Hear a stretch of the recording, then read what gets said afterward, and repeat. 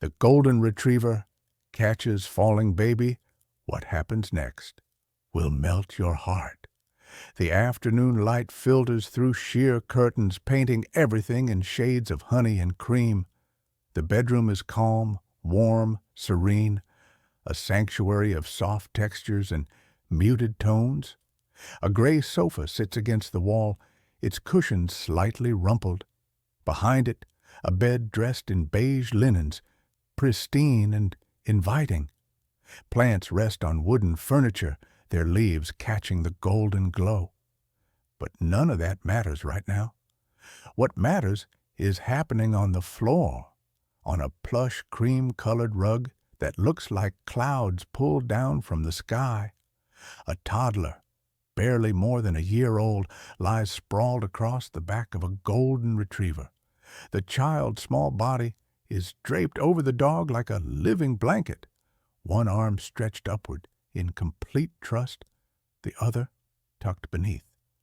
The baby's head rests against the dog's shoulder, cheek pressed into soft fur, eyes half closed in that dreamy state between waking and sleeping. The dog sits perfectly still. His amber eyes gaze forward, patient and watchful. His ears are relaxed, his breathing is slow, deliberate, as if he's afraid that even the slightest movement might disturb the tiny human resting against him. There's something ancient in his expression, something that speaks of duty, of love, of a promise made without words. This is not a photograph of a pet and a child. This is a photograph of devotion. His name was Copper. He had lived in this house for 6 years before the baby arrived. 6 years of being the center of everything. The first one greeted at the door, the recipient of every leftover bite. The warm body invited onto the couch during movie nights. He knew every corner of this home, every routine, every voice. He was, in every sense, their first child. Sarah and Tom had adopted him from a shelter when he was just 10 months old, a gangly, golden ball of energy with oversized paws and a tail that knocked over everything in its path. They had no children then. Copper filled that space completely. "Good boy, Copper. Best boy." Those words became his anthem, but then one day, everything changed. Sarah's belly began to grow. Tom started building furniture in the spare room, furniture that wasn't for Copper. Strange new smells filled the house. Baby powder, fresh paint, something chemical and sterile that made Copper's nose twitch. He watched, confused, as his favorite room transformed into something else. The door stayed closed more often. Sarah moved slower. Tom's attention shifted, and Copper felt it. That subtle, creeping feeling of being moved to the edges. Then came the day they left without him. Sarah kissed his head. "We'll be back soon, boy. Be good." But soon turned into a day, then 2. Tom's parents came to feed him, but it wasn't the same. The house felt hollow. Copper slept by the door, waiting. When they finally returned, Sarah wasn't alone. She carried a small bundle wrapped in soft blankets. The bundle made sounds, high-pitched, urgent, constant. Copper approached cautiously, tail wagging tentatively, nose extended. "Easy, Copper. Gentle. This is Ethan." He sniffed. The baby smelled like milk and something sweet and unfamiliar. Copper's tail wagged once, twice, then stopped, because Sarah pulled the baby away. "Not too close, Copper. He's very small." Copper sat down. His ears drooped slightly, and for the first time in 6 years, he felt like an outsider in his own home. The weeks that followed were the hardest of Copper's life. The baby cried, constantly it seemed, and when he cried, Sarah and Tom rushed to him. They held him, rocked him, whispered to him. They smiled at him in ways they used to smile at Copper. Copper tried to help. He brought his favorite toy, a tattered rope with one end frayed, and dropped it near the crib, but Sarah just moved it aside. "Not now, Copper." He tried to stay close, but whenever he approached, someone gently guided him away. "Give us some space, boy." He tried to be patient, but patience felt like being forgotten. At night, Copper lay on his bed in the hallway, close enough to hear everything, far enough to feel excluded. He listened to the baby's breathing, the creak of the rocking chair, Sarah's soft lullabies. Sometimes he whimpered, low and quiet, hoping someone would hear. No one did. Tom noticed first. "He's not eating as much," he said one evening, watching Copper pick half-heartedly at his food. "He's probably just adjusting," Sarah replied, exhausted, bouncing Ethan against her shoulder. But Copper wasn't adjusting. He was grieving.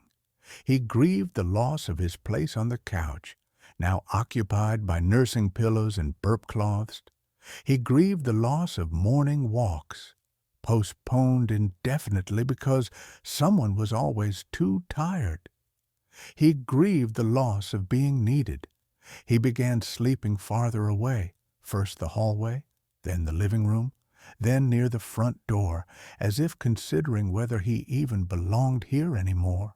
One night, Sarah found him there, curled into himself, nose tucked under his tail. She sat down beside him, tears in her eyes. "I'm sorry, Copper," she whispered, running her hand through his fur. "I know this is hard. I know you don't understand. But I love you. We love you. You're still our boy." Copper's tail thumped once against the floor, but he didn't move closer. Ethan was 11 months old the day it happened.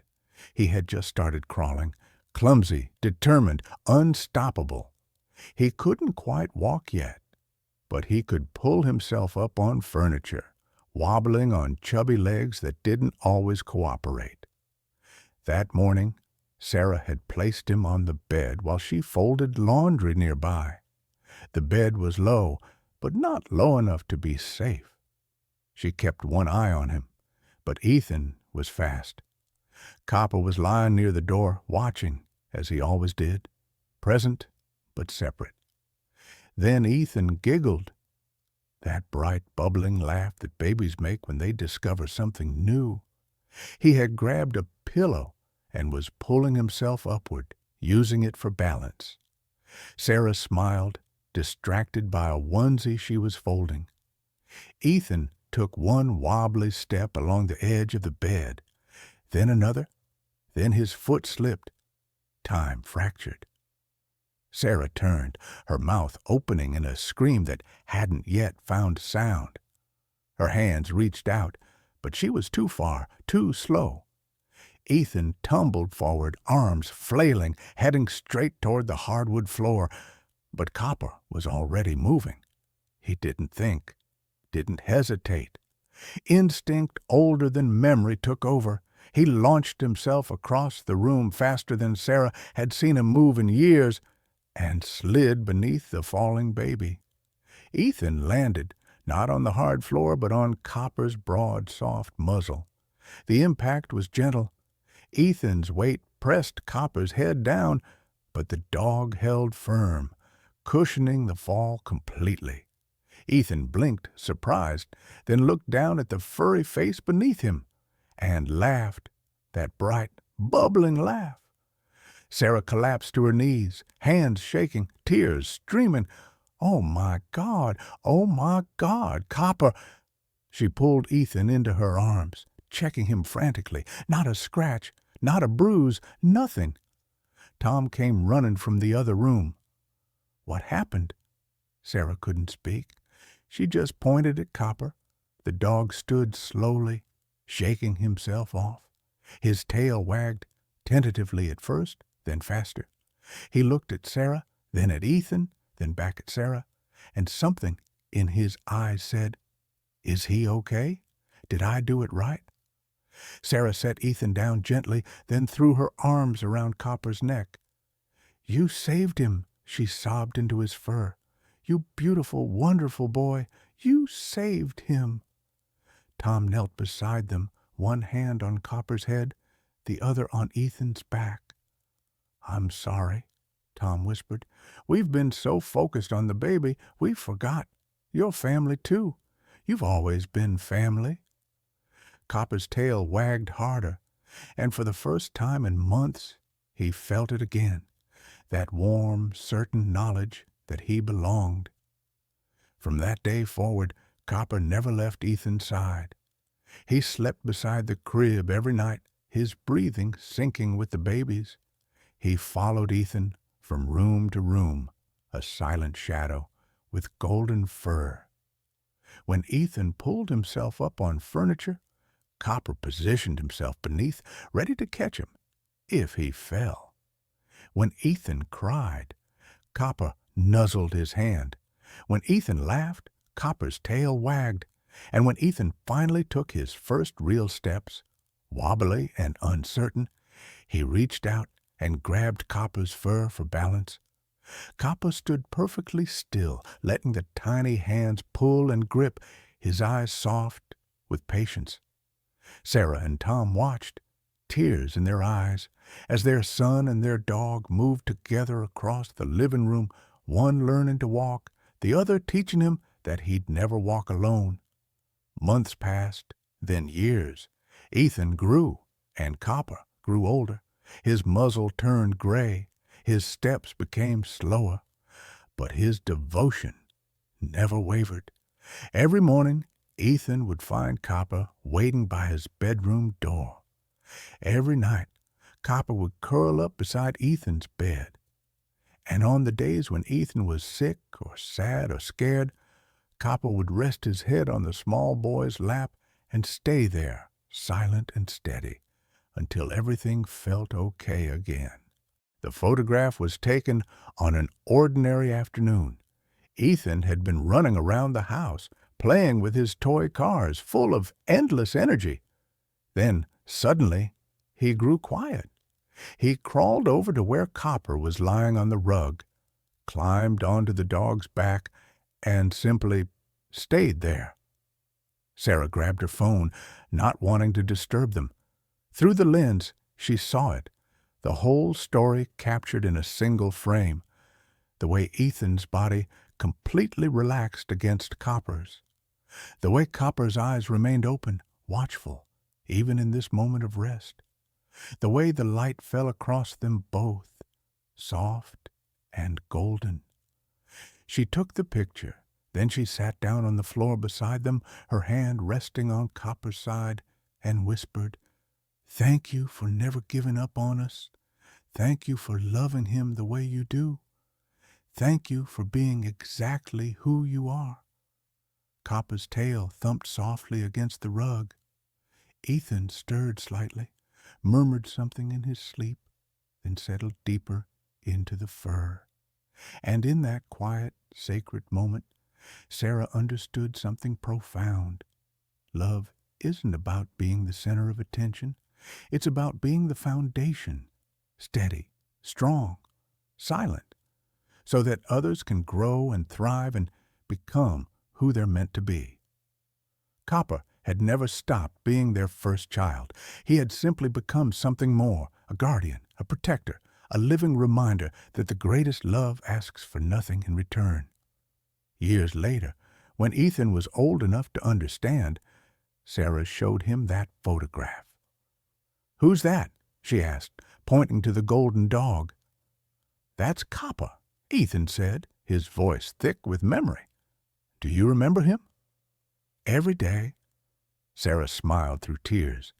"He saved you once, you know, when you were just a baby."